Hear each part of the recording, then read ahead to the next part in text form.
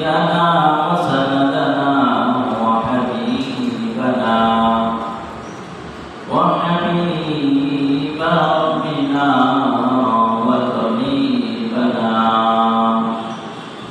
وطبيب قلوبنا ومولانا محمد صلى الله تعالى على خير خلقه محمد وعلى آله وأصحابه أجمعين.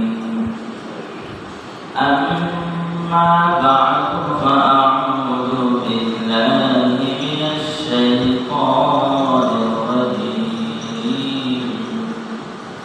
بسم الله الرحمن الرحيم. ثم لتسألن يومئذ عن النعيم. وقال النبي صلى الله عليه وسلم: من قال لا إله إلا الله وجبت له الجنة. وفي رواية أخرى: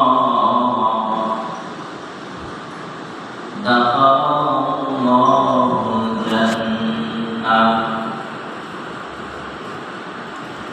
ومن قال سبحان الله وبحمده مرة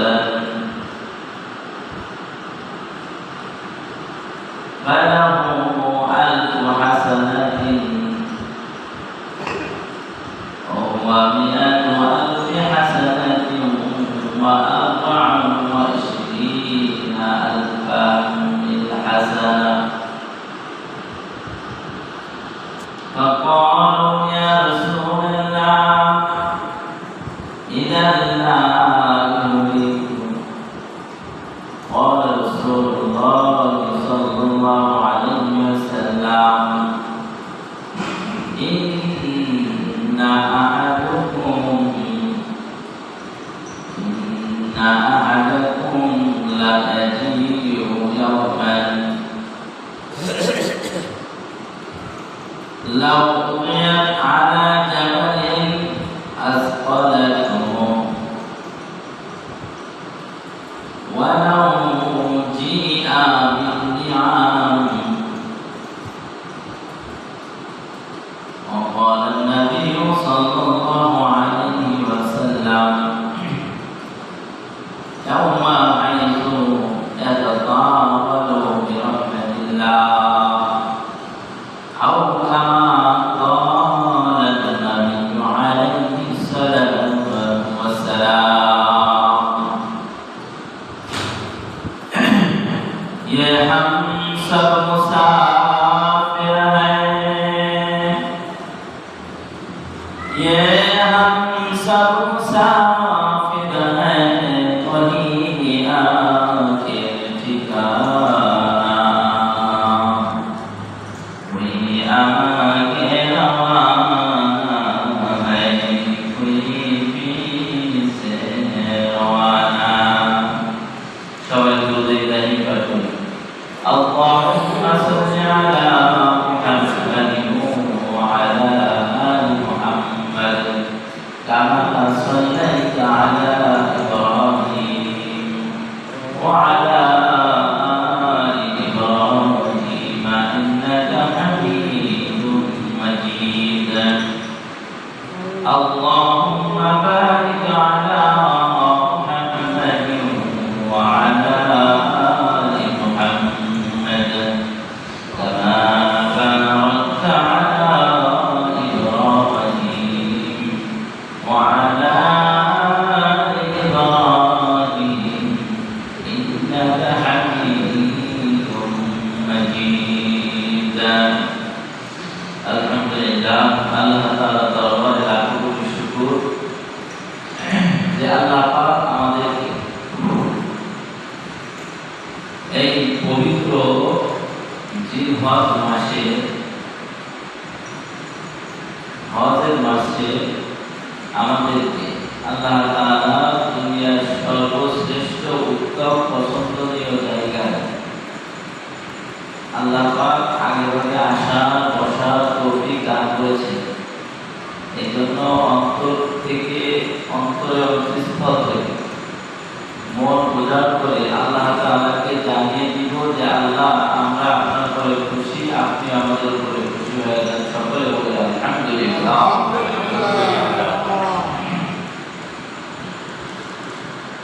আল্লাহ পাক আমাদের আপনাকে সৃষ্টি করেছেন।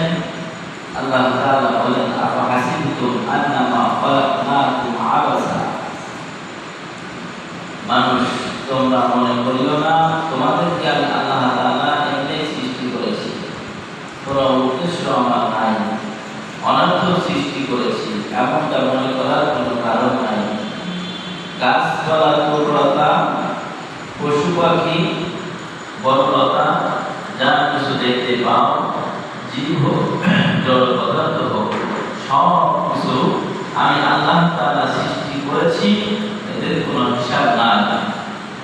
কিন্তু একটা জাতি তোমরা মানুষ জাতি আর জিন জাতি, তোমাদের হিসাব আমার কাছে আছে, দিতে হবে।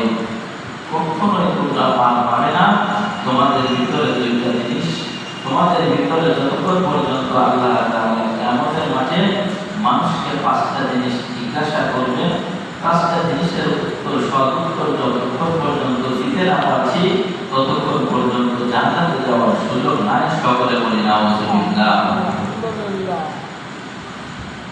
আল্লাহ তাআলা পবিত্র কালামুল্লাহর মধ্যে একটি সূরা, এই সূরাটি অত্যন্ত ছোট একটি সূরা, যে সূরা অন্য আয়াত তেলাওয়াত করি নাই, তেলাওয়াত করেছি সব সূরা থেকে একটি মাত্র আয়াত। আল্লাহ তাআলা তার কালামুল্লাহর মধ্যে ইরশাদ করেছেন, আউযু বিল্লাহি মিনাশ শাইতানির রাজীম, বিসমিল্লাহির রাহমানির রাহিম,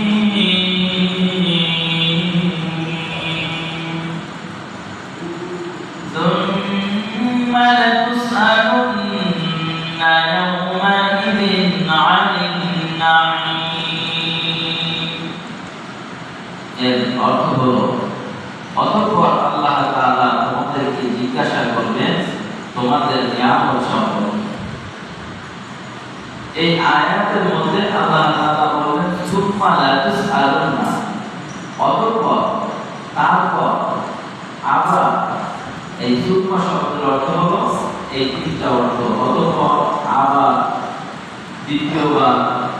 তাহলে যে কোনো কাজ যদি আমরা বলি তারপর তুমি এই কাজটা করো, অতঃপর এই কাজটা করো, আবার এই কাজটা করো, তাহলে বোঝা যায় যে এই কাজের আগে আরো কোনো কাজ আছে, তাই না?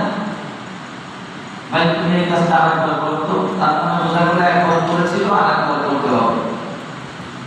এখানে সুম্মা লাতুসআলুন্না বলে এটা বোঝাইছেন যে আল্লাহ তাআলা অতঃপর তোমাদেরকে জিজ্ঞাসা করবেন তোমাদেরকে আল্লাহ তাআলা যে নিয়ামত দিয়েছেন এই নিয়ামত সম্পর্কে। তাহলে বোঝা গেল এর আগে আরো কিছু জিজ্ঞাসা আল্লাহ তাআলার কাছে আছে, হ্যাঁ? এরপর জিজ্ঞাসা করবেন, তার অর্থ হলো আরো কিছু জিজ্ঞাসা আল্লাহর কাছে আছে। এই জিজ্ঞাসা করার পরে অথবা আল্লাহ তাআলা বলবেন যে তোমার নিয়ামত সম্পর্কে এখন তোমাকে প্রশ্ন করা হচ্ছে, তোমার নিয়ামত আমি যা দিয়েছিলাম এর কি ব্যবহার তুমি করেছো, কি শুকরিয়া আদায় করেছো, এটা হিসাব তুমি দাও। এই জন্য আয়াতের মধ্যে সুম্মা শব্দটা এনেছে। আল্লাহ নবী সাল্লাল্লাহু আলাইহি ওয়াসাল্লামের অসংখ্য হাদিসের মধ্যে থেকে একটি হাদিস আপনাদের সামনে তেলাওয়াত করেছি। আল্লাহ পাক তার নবীর মাধ্যমে আমাদেরকে জানিয়ে দিয়েছেন, ওয়া রাসূলুল্লাহ সাল্লাল্লাহু আলাইহি ওয়াসাল্লাম মান ক্বালা লা ইলাহা ইল্লাল্লাহ দাখাল জান্নাহ। আল্লাহ নবী বলেন, যদি কোনো বান্দা একবার লা ইলাহা ইল্লাল্লাহ বলে, আমার আল্লাহ ওয়াদা করেছেন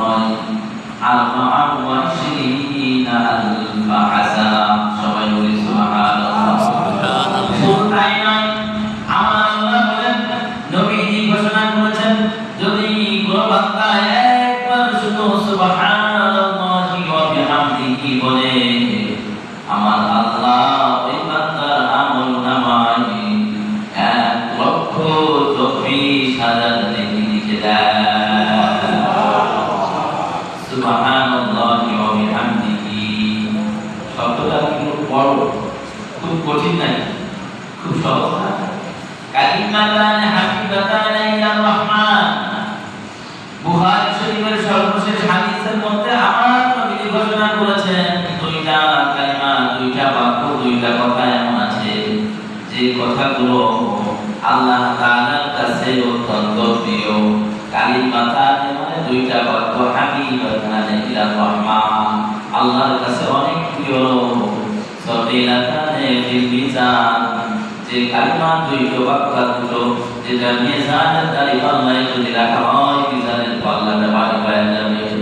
খফিফাতান ফিল লিসান, মানুষ যখন এটা উচ্চারণ করবে তখন বলবে মানুষের মুখে কোনো জড়তা আসবে না, মানুষের মুখে কোনো ভারী আসবে না, মানুষের মুখে কোনো প্রকার জোটেছে।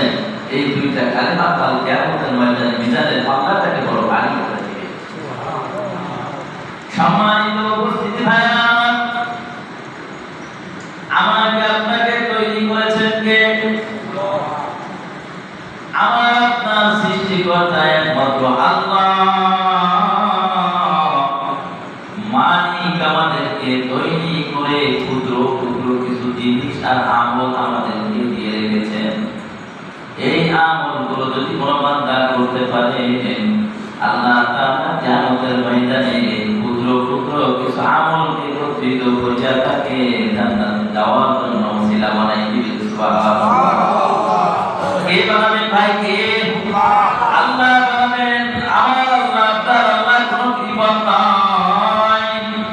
ইন্নাকা লা তুখলিফুল মিআদ, আমার আল্লাহ যা ওয়াদা করেন সেই ওয়াদা তিনি পূর্ণ করেন। দুনিয়ার মানুষ ওয়াদা করলে ওয়াদা খিলাফি করতে পারে। তুমি যে মালিকের আন্ডারে কাজ করো, মালিক তোমার ওয়াদা খিলাফি করতে পারে, সরকার ওয়াদা খিলাফি করতে পারে, শাসক তোমার ওয়াদা খিলাফি করতে পারে, বিচারক তোমার ওয়াদা খিলাফি করতে পারে, কিন্তু একজন কোনদিন ওয়াদা খিলাফি করেন না। তার নামটা উচ্চারণ করে বলেন কি? আল্লাহ। আল্লাহ কোনদিন ওয়াদা খিলাফ করেন না। ইন্নাকা লা তুখলিফুল মিআদ, আমার আল্লাহ কোনদিন ওয়াদা খিলাফ করেন না।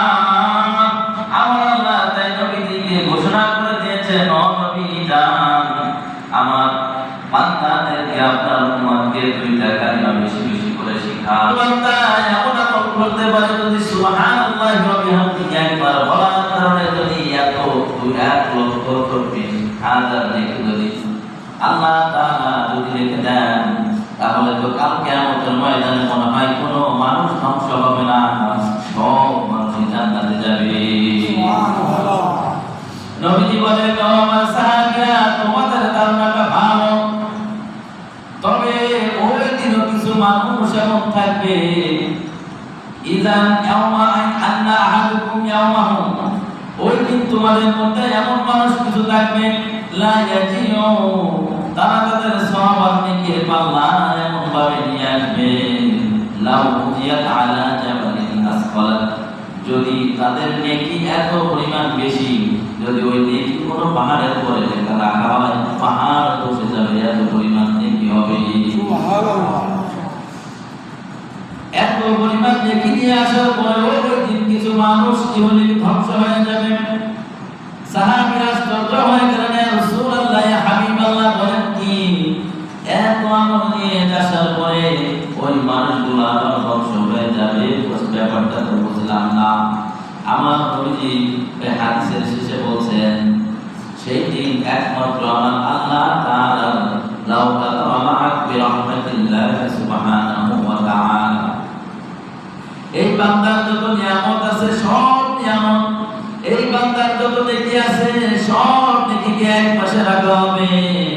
আমার আল্লাহ একটা নিয়ামতের মোকাবেলায় এই কোন আমল কোন কাজে আসবে না, সব তার শেষ হয়ে যাবে। বলি নাউযুবিল্লাহ। সাহাবীরা ভীত সন্ত্রস্ত হয়ে গেছে, ইয়া রাসূলুল্লাহ, ইয়া হাবিবাল্লাহ, বলেন কি এত নেকি দিয়ে দুনিয়া থেকে আসার পরেও ওই বান্দার সব আল্লাহর একটা নিয়ামতের মোকাবেলায়, একটা নিয়ামতের কারণে সব ধ্বংস হয়ে যাবে? ব্যাপারটা তো বুঝলাম না। বলে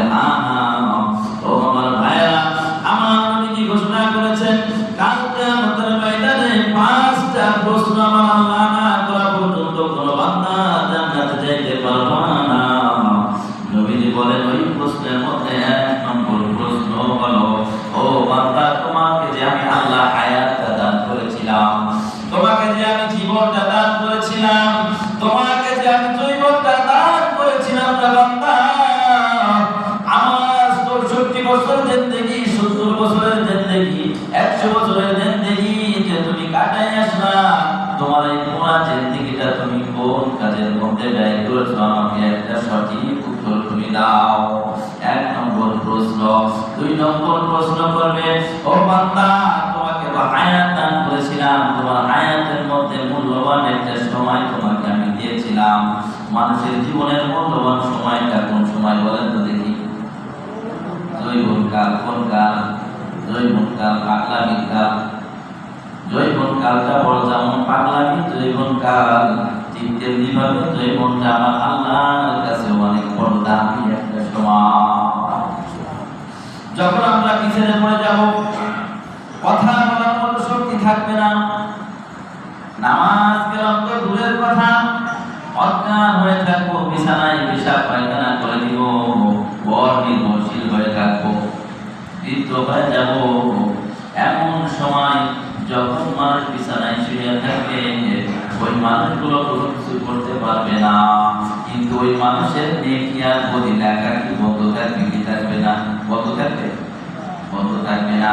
যতদিন পর্যন্ত আমার আপনার শরীর থেকে, যতদিন পর্যন্ত শ্বাস প্রশ্বাস বের হচ্ছে, আমরা যতদিন অক্সিজেন নিচ্ছি আর যতদিন না আমাদের ভিতর থেকে বের করতেছি, যতদিন পর্যন্ত আমার মধ্যে আপনার মধ্যে নফস আছে, ততদিন পর্যন্ত কিরামান কাতিবিন কিন্তু লেখার জন্য রেডি রয়েছে।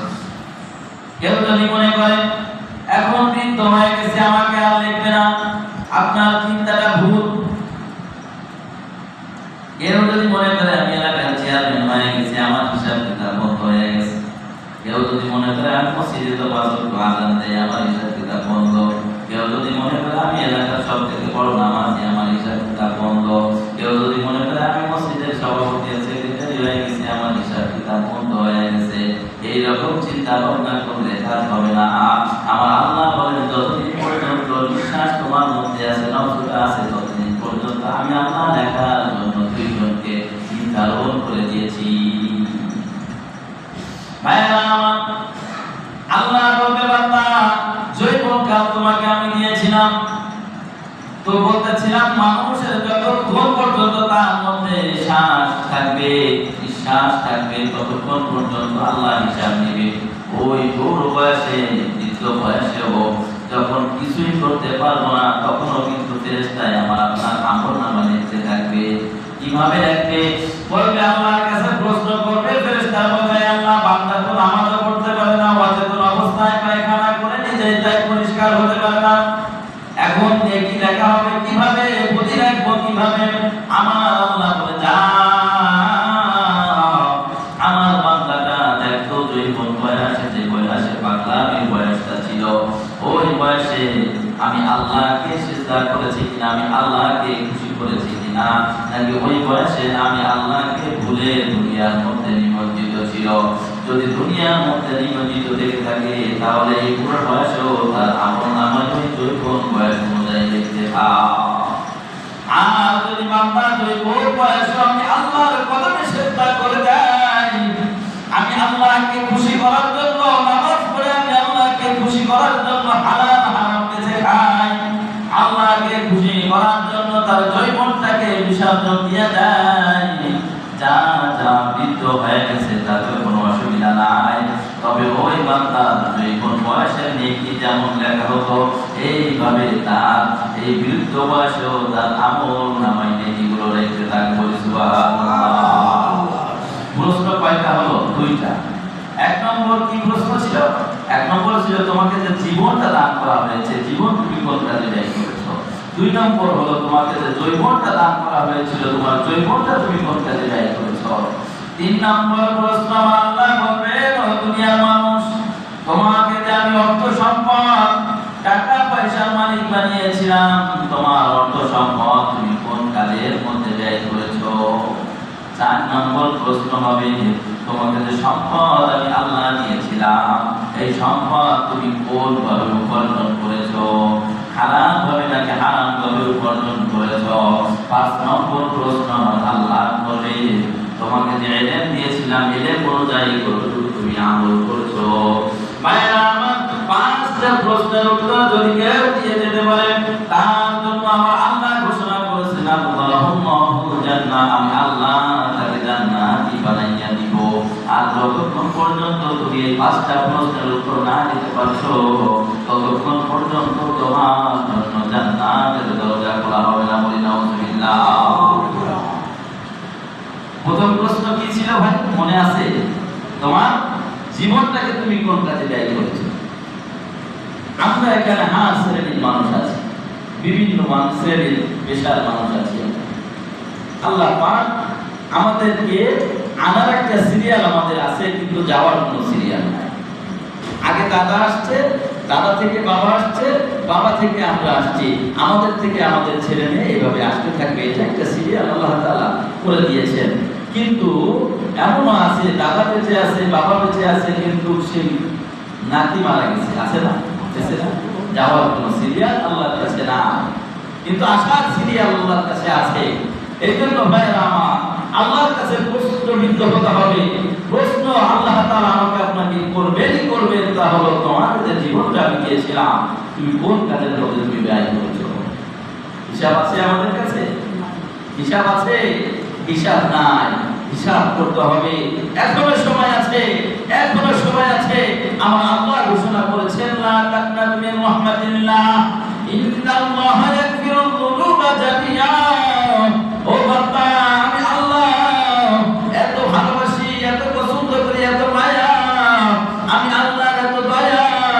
পৃথিবীর কোন মানুষ, পৃথিবীর কোন মা বাবা হোক, কারোর এত দয়া নাই, মায়া নাই। পৃথিবীর কেউ এত দয়া করে না। আমি আল্লাহ তোর জন্য মরণের আগ পর্যন্ত আমার রহমতের দরজাটা খুলে রেখেছি। আয় বান্দা, আমার কাছে তওবা কর, একটু সারেন্ডার কর, বল আয় আল্লাহ সব গুনাহ তুমি মাফ করে দাও, আর করব না। আমার আল্লাহ বলে আমি বান্দা তোর উপরে বড় খুশি হইয়া তোর সারা জীবনের সব গুনাহগুলো আমি আল্লাহ মাফ করে দিই। ভাইরা আমার, নিজেদের জীবনের একটা হিসাব মিলাইয়া নিয়ে কবরে যাওয়ার জন্য প্রস্তুতি হন। 2 নম্বর প্রশ্ন হলো তোমার জীবন কোন কাজে ব্যয় করেছিলাম? আমার আপনার জীবন নামাজ পড়তে মনে আসে না, মনে চায় না, মনে করি যে আর একটু বয়সটা বাড়ো, তারপরে মসজিদে যাব। অনেকে কিন্তু প্রশ্ন মনের মধ্যে আছে, এই বয়সে কি নামাজ পড়েন? অনেকে জিজ্ঞাসা করি ভাই তুমি দাঁড়িয়ে রাখো না কেন? কারণ এই বয়সে কি দাঁড়িয়ে রাখা যায় না, আর একটু বয়স বেশি হোক, ছেলে মেয়ে বিয়ে দিই, নাতি নাতিরা হোক, তারপরে দাঁড়িয়ে রাখবো। তো আমি তার কাছে প্রশ্ন রাখি, তুমি কি তোমার নাতির বিয়েটা তুমি দেখে যেতে পারবা? তোমার মেয়ের বিবাহ তুমি দেখে যেতে পারবা? যদি তুমি গ্যারান্টি দিতে পারো তাহলে তুমি এই কথাটা তোমার যৌক্তিক কথা, বলে ঠিক না? আর যদি তোমার কাছে কোনো সঠিক, যদি তোমার কাছে কোনো তথ্য না থাকে, তুমি যদি দলিল না দিতে পারো, তাহলে তোমার এখনই সময়, তুমি 1 সেকেন্ডের জন্য, এক সেকেন্ড, 1 মুহূর্তের মধ্যে তুমি দাঁড়িয়ে দাও, এখনই রেখে দাও। যখন মানুষ মারা যাবে, যাওয়ার পরে তো 3টা প্রশ্ন এমনি করবে, অন্যদিকে চলে যাচ্ছে কথা, আমার আলোচনা এই 5টার উপরে। তো মারা যাওয়ার পরে একটা প্রশ্ন তো সেখানে হবে, আমার নবীকা, তোমার নবীকে। কোন হাদিসের মধ্যে আসছে যে নবীজির রওজা থেকে ওই ব্যক্তির কবরের ভিতরে যত জায়গা আছে পুরো জায়গাটা ফাঁকা করে দিবে, দিকে বলবে মা হাযা রাজুল, এই ব্যক্তিকে কি তুমি চেনো, কখনো দেখেছো? যদি বান্দা সুন্নাত অনুযায়ী যদি কবরে যেতে পারে, দাঁড়িয়ে যেতে পারে, বলবে হ্যাঁ এটা তো আমার নবী হবে, বলি সুবহানাল্লাহ। আর যদি দাঁড়িয়ে না থাকে, তবে ওনার তো দাঁড়িয়ে আছে, আমার মুখে দাঁড়িয়ে নাই, মনে হয় আমার সাথে মিলে না, বলেন চিনি না, চিনি না, জানি না। অনেক প্রশ্ন হবে, তার মধ্যে একটা কথা বললাম আর কি, এই ধরনের প্রশ্ন আল্লাহ তাআলা যদি আপনাকে করে যে তোমার নবীকে, নবীর মুখে দাঁড়িয়ে আছে, আমার মুখে দাঁড়িয়ে নাই, তো তুমি কখন দাঁড়িয়ে রাখবা? তোমার কখন তুমি সেই অবস্থায় যাবে যে তুমি দাঁড়িয়ে রাখবা? তুমি ভাইরা আমার, এই জন্য আল্লাহ বলেন, নবীজি বলেছেন যে তোমার জীবনটাকে তুমি কোন কাজে ব্যয় করেছো? অনেক যুবকের নিজের মন থেকে প্রশ্ন উঠায় আর নিজের প্রশ্নের উত্তর দিয়ে দেয়। আসলে প্রশ্নের উত্তর তো সে দেয় না, তাই শয়তানে। কে দেয় বলেন? শয়তানে দেয়। শয়তান ভাই আল্লাহু আকবার বলেছে, আয় নামাজে আয়। আমার নবীজি বলছেন আল্লাহু আকবার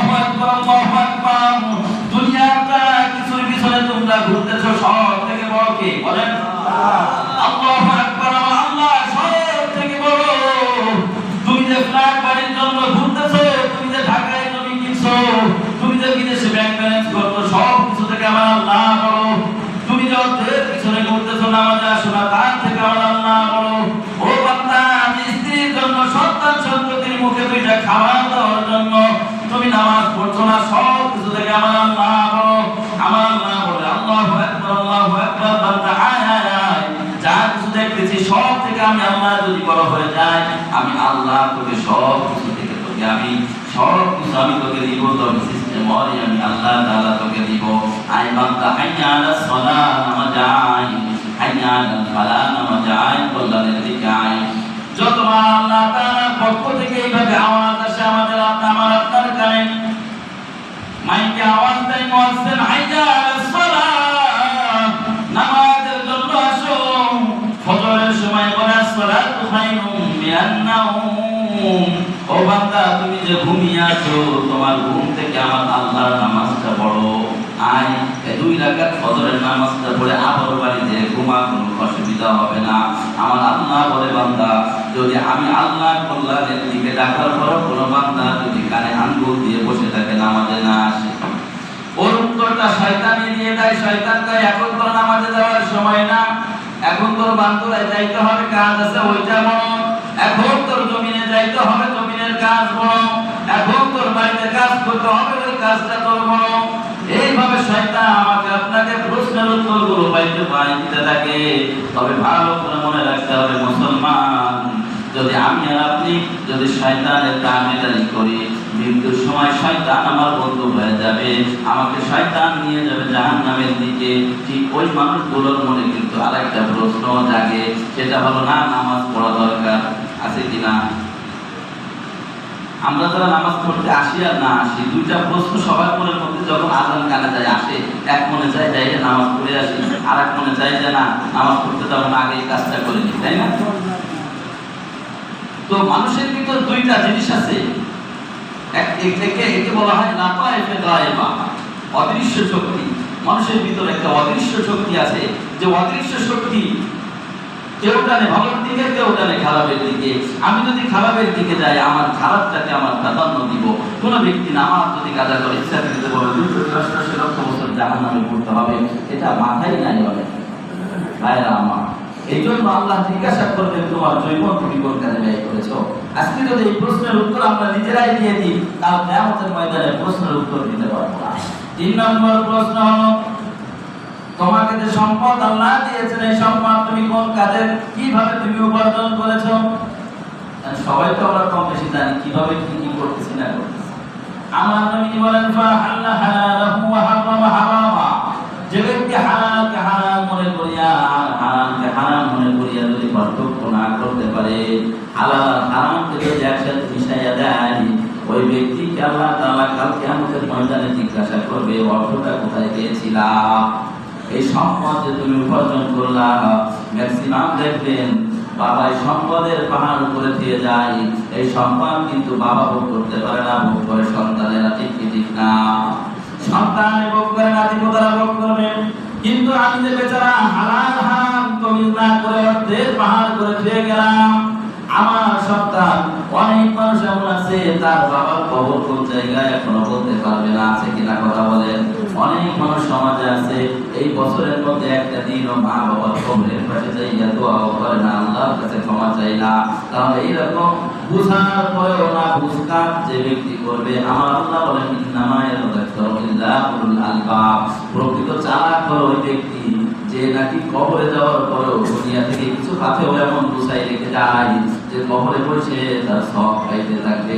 এমন সন্তান তোমাকে বানানো দরকার ছিল, এমন অর্থ সম্পদ তোমার রেখে যাওয়ার দরকার ছিল, এমন ব্যাংক ব্যালেন্স তোমার করে যাওয়ার দরকার ছিল, যেখান থেকে তুমি মারা যাবা তোমার সন্তান তোমার জন্য খরচ করবে, তোমার সন্তান তোমার জন্য দোয়া করবে, হে আল্লাহ রব্বির হামহুমা কামা রাব্বায়ানি সগীরা।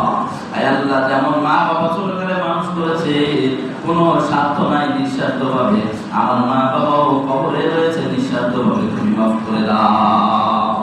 3 নম্বর নম্বর প্রশ্ন যৌবন সম্পর্কে হবে, অর্থ সম্পদ সম্পর্কে হবে। 4 নম্বর প্রশ্ন, তুমি কোন কাজে তোমার অর্থটা ব্যয় করেছো? পকেটে টাকা আছে তুমি ইয়াবা খাও, পকেটে টাকা আছে তুমি মদ খাও, পকেটে টাকা আছে তুমি বন্ধু বান্ধব নিয়ে তুমি আড্ডা করো। অনেকে আছে দেখবেন রাস্তাঘাটে নিয়ে মোনাজাত করতে বসে খায় আর বাড়ি দেয়, দেখবেন এক কেজি চাল নাই, ওর সাথে দরজা বাঁধে আছে কিনা কথা বলে। ওইদিকে বন্ধু বান্ধবের সাথে আড্ডা দেয়, বাড়ি এসে ওর সাথে দাদা ধরে গায়ে খাই কি খায় না কথা বলেন। ভাইয়েরা আমার আল্লাহ বলে বান্দা, যে কাজে তোমার অর্থ সম্পদ খরচ করার দরকার ছিল এই কাজে তুমি যদি খরচ না করো, এই প্রতিটা পয়সার প্রতিটা টাকা হিসাব আমি আল্লাহর কাছে তোমার দেওয়া লাগবে। এই জন্য ভাইয়েরা আমার আল্লাহ তাআলার কাছে শেষ করে দিব দুইটা কথা। আল্লাহ তাআলার কাছে যখন আমি আর আপনি উঠবো, দুইটা মামলা হবে আল্লাহর কাছে। কয়টা মামলা? কথা বলেন, কয়টা মামলা? দুইটা মামলা হবে। একটা হলো বান্দাবাদী মামলা আর একটা হলো আল্লাহবাদী মামলা। একটা মামলা স্বয়ং আমার আল্লাহ করবে, 2 নম্বর মামলাটা হলো বান্দা করবে। মামলা যখন নাকি দুনিয়া থেকে এত নেকি নিয়ে যাবেন, আমার আল্লাহ বলেন এত নেকি নিয়ে আসবে। নবীজি বলতেছেন যদি পাহাড়ের বড় লেখা হয় পাহাড়টা ধসে যাবে, পাহাড়টা পড়ে যাবে, কিন্তু সেই দিনও কিছু মানুষ বড় কাঙ্গাল হয়ে যাবে, কিছুই থাকবে না। তার কারণ হলো ওই বান্দার উপরে ওই আল্লাহ তাআলার পক্ষ থেকে যে নিয়ামত দেওয়া হয়েছিল, নিয়ামতের শুকরিয়া বান্দা আদায় করো নাই।